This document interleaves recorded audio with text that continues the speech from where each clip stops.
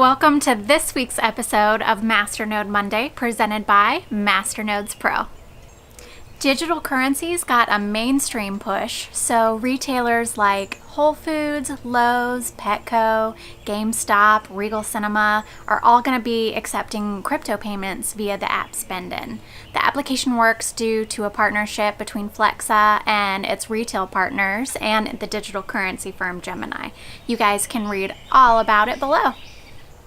As of May 15th, Cryptopia has gone into liquidation and suspended all trade operations. Customers have expressed a ton of frustration that they have not been able to withdraw any funds since the hack, and also calling for creditors to organize to take legal action against the exchange.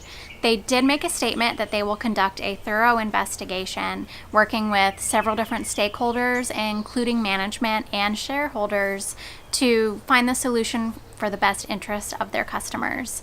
I will keep you up to date with how that develops right here.